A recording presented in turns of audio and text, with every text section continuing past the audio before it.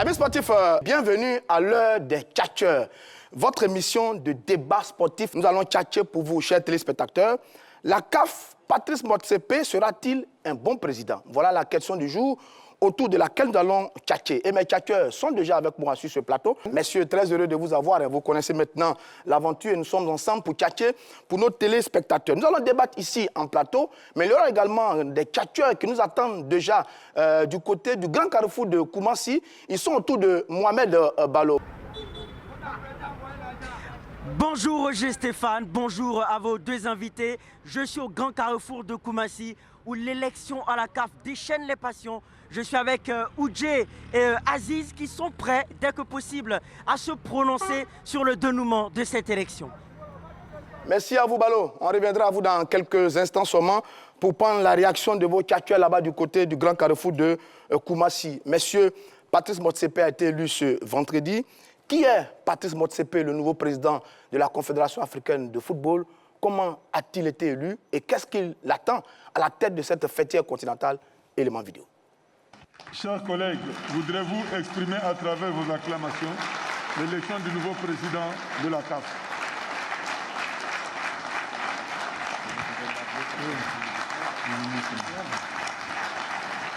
Patrice Motsepe est le nouveau président de la Confédération africaine de football. Le Sud-Africain a été élu vendredi 12 mars par acclamation lors de la 43e Assemblée générale de la fêtière continentale. Une victoire sans surprise pour un candidat qui a fait l'objet de consensus pour une élection dont le résultat était bien connu d'avance. À Patrice Motsepe, 59 ans, milliardaire sud-africain, est le président du club de football Mamelodi Sundowns. L'annonce de sa candidature au mois de novembre dernier avait créé la surprise car l'homme est très peu connu dans le milieu de football, contrairement aux autres candidats qui, dans leur ensemble, en fait front autour de lui. Motsepe est le premier président du monde anglophone africain et le premier président de club à occuper ce poste prestigieux. Mais sera-t-il un bon président pour la CAF? Chers tchatcheurs, n'ayez pas peur de l'ouvrir. La question, elle est très claire. Hein? Patrice Motsepe sera-t-il un bon président pour la Confédération africaine de football? Mais avant d'arriver au débat en lui-même, messieurs, on va voir un peu qui est Patrice Motsepe, mon cher Swali Diomande. Qui est-il? Écoutez, il a 59 ans. Ouais. Il a été élu président de la Confédération africaine de football le 12 mars dernier. C'est le fondateur, enfin pas le fondateur, le propriétaire de Mamelodi Sundowns. Le club sud-africain. Le club sud-africain qu'il a racheté en 2004. Avec ce club, il a gagné la Ligue des Champions. En 2016. En 2016. Ensuite, dans la foulée, la Super Coupe d'Afrique. En 2017. Il a gagné 7 titres de championnat sud-africain. Et il est père de 3 enfants. Lopi Motsepe, Kabelo Motsepe, Gossi Motsepe. Et sa femme, c'est Moloi Motsepe. L'épouse du chef d'État d'Afrique du Sud. L'Afrique du Sud. D'accord. La sœur. Voilà.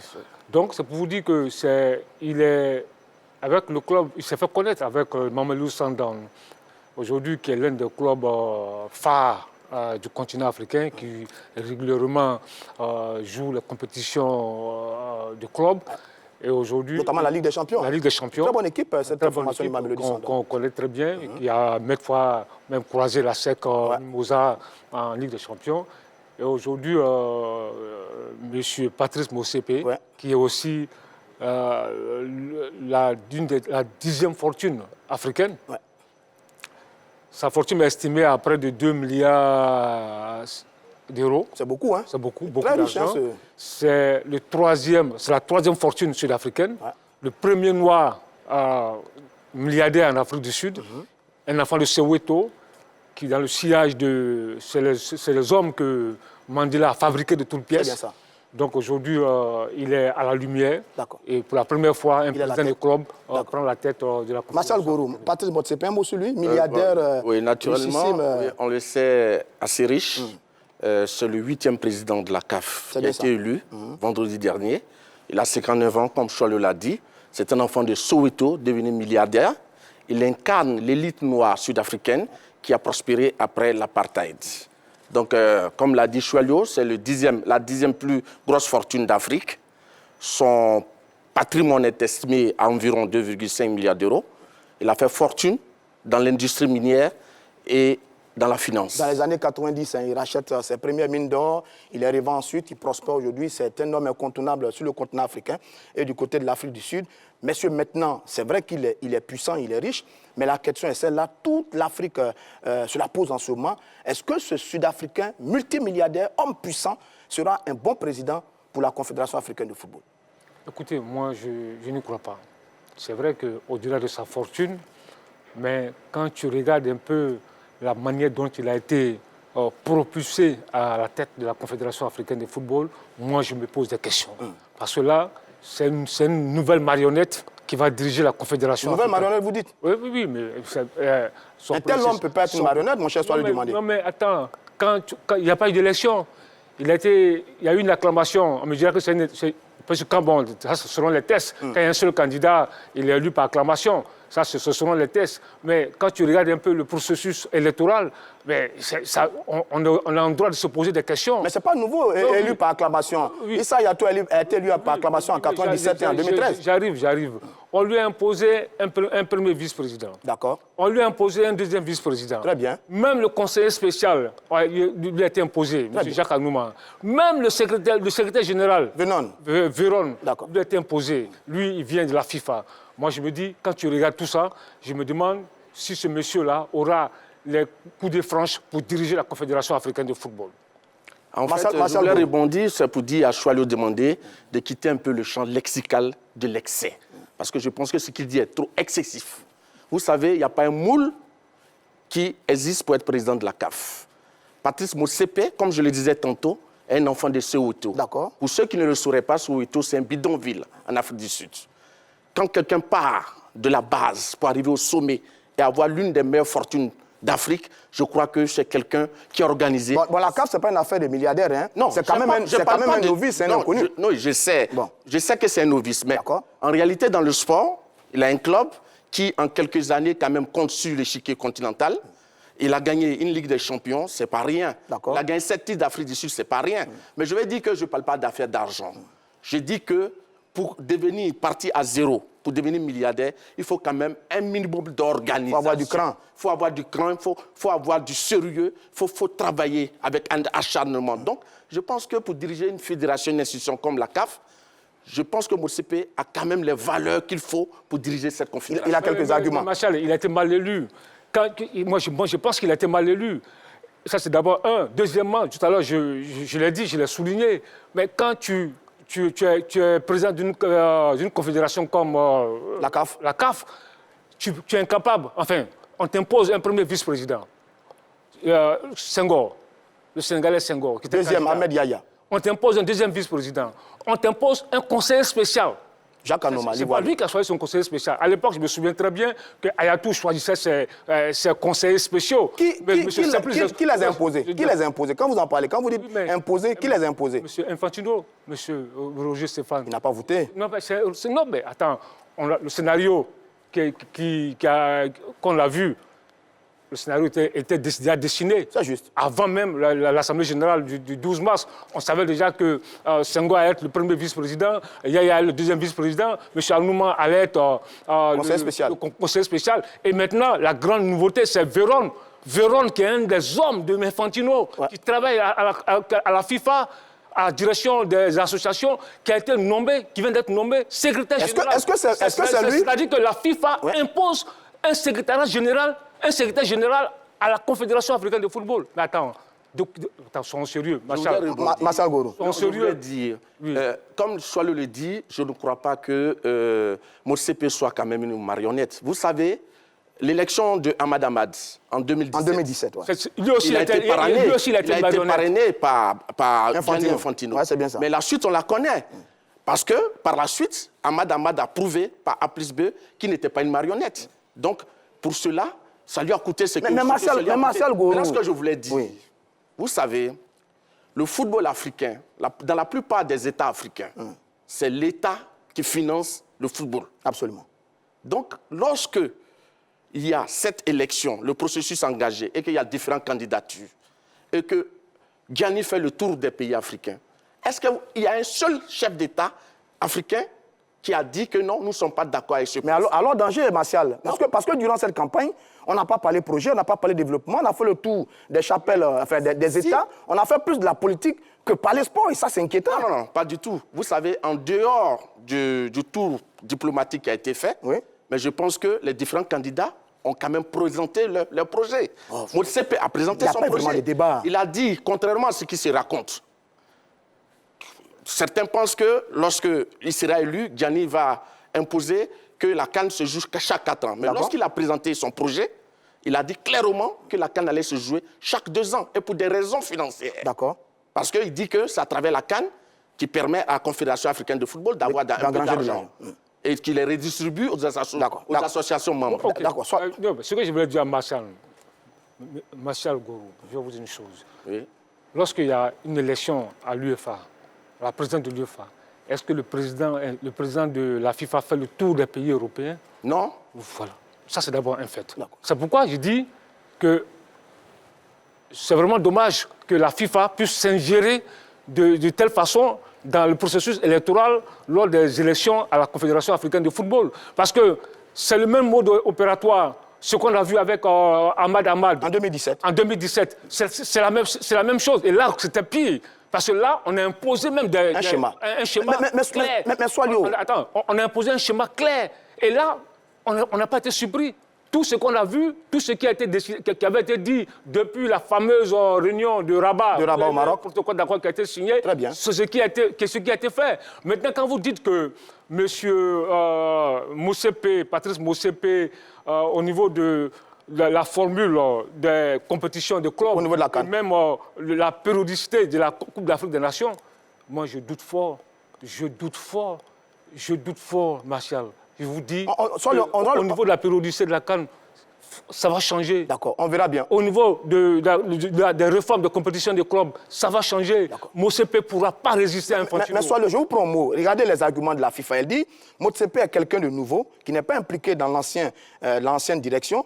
Il peut attirer des sponsors, il peut attirer des investisseurs pour une belle image de la CAF. Mais ce sont des valeurs que vous défendez au plan local. Pourquoi est-ce que vous n'acceptez pas ça quand il s'agit de la Confédération africaine de football et s'agissant de Motsepe? Écoutez, au plan local, la FIFA n'a pas imposé un candidat, un président à la tête de la fédération. Mais ce sont des arguments qui accompagnent le débat très souvent. Donc ce n'est pas la même chose. Au niveau de la fédération de football, il y a un processus qui est engagé, qui a été bloqué. Donc la FIFA n'a pas imposé un candidat, n'a pas imposé quelqu'un à la tête de la fédération de football. Donc il ne faut pas mélanger. Ce n'est pas la même chose. Voilà.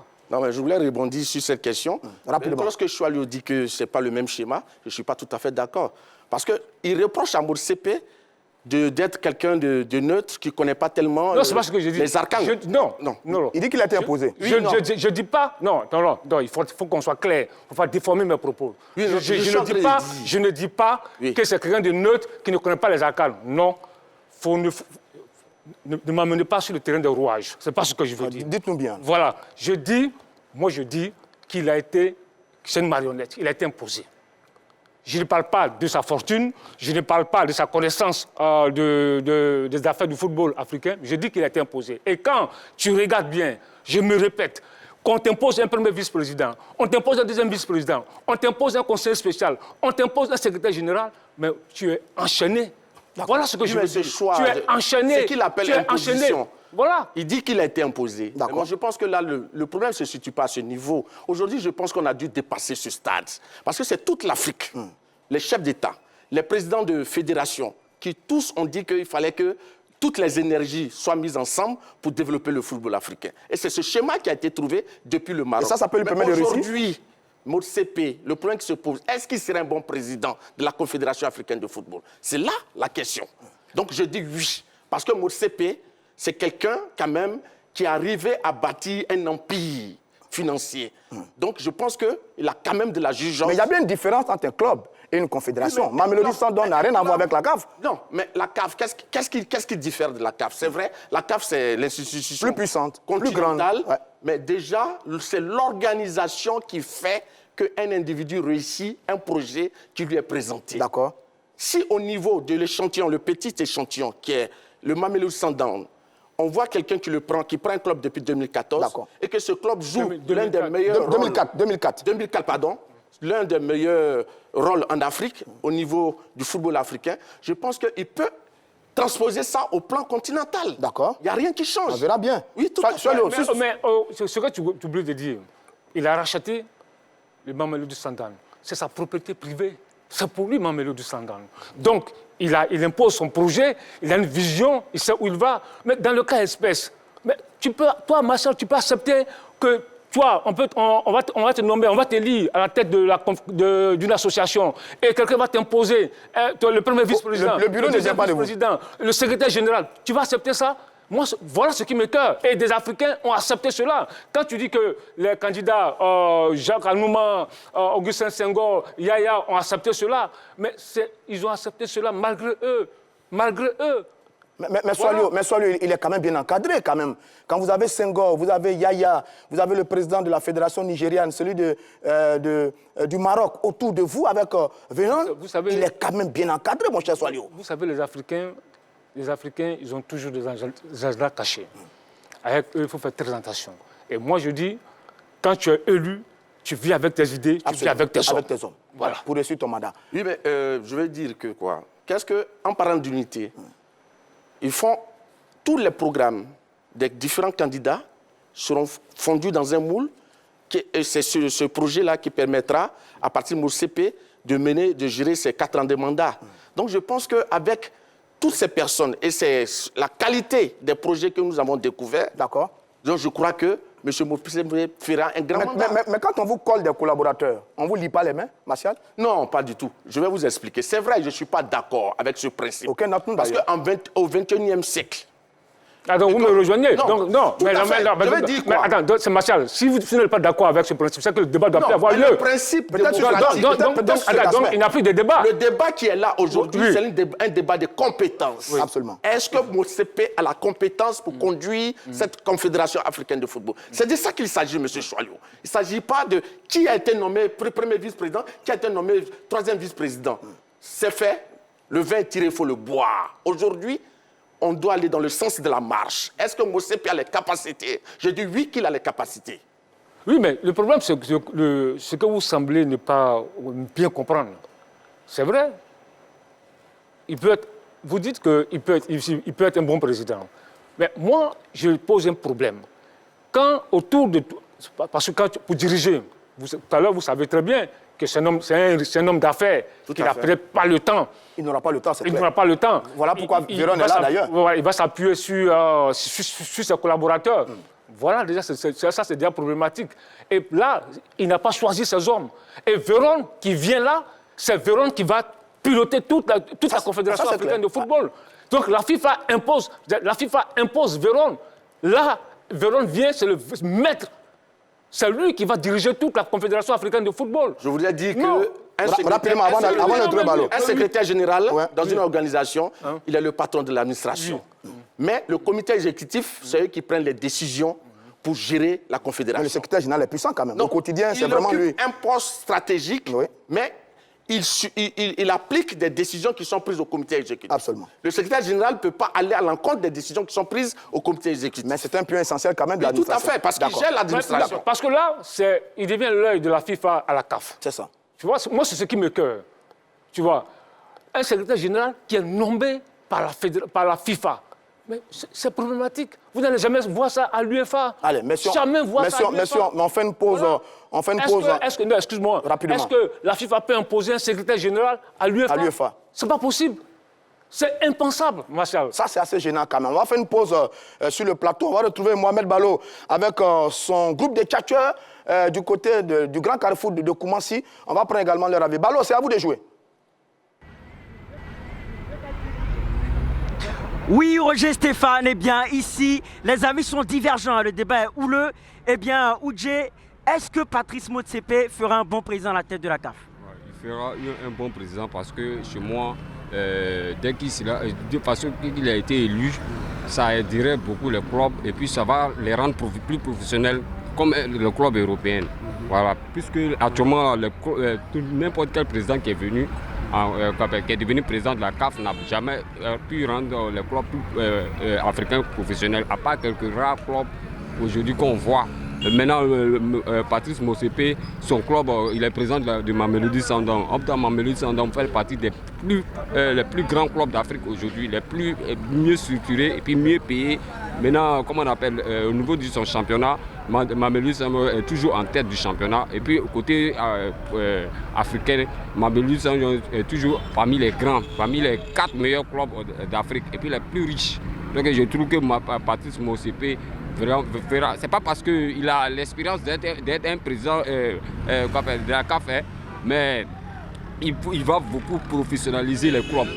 Voilà. D'accord, donc étant donné qu'il a été nommé, est-ce qu'il pourra faire un bon président de la CAF? Il a été seulement président de club, il n'a pas dirigé la Fédération sud-africaine de football, mais c'est quelqu'un qui a quand même un réseau, c'est quelqu'un qui est milliardaire, quelqu'un qui a été ancien patron du patronat sud-africain. Est-ce que ça, ce sont des qualités pour être un bon président de la CAF?